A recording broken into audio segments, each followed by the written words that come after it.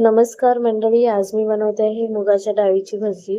त्यासाठी मी इथे मुगाची डाळ 3 तास भिजत ठेवली आणि सोबत हिरव्या मिरच्या घेतल्या आहेत.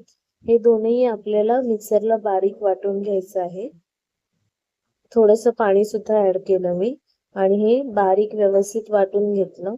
त्यानंतर मी इथे मिरची, आलं लसूणची पेस्ट, लाल तिखट, हळद आणि चवीनुसार मीठ ऍड केलं आणि हे आपण बॅटर व्यवस्थित भजीचं रेडी केलं.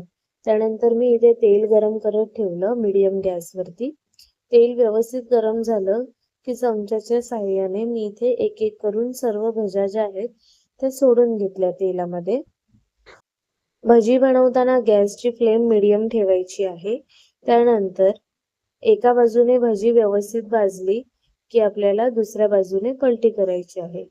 अशा पद्धतीने आपल्याला खरपूस होईपर्यंत गोल्डन ब्राऊन भजी आपल्याला फ्राय करून घ्यायची आहे. त्यानंतर मी ही भजी काढून घेतली एका प्लेटमध्ये. अशा पद्धतीने तयार झाली आहे आपली मुगाच्या डाळीची भजी.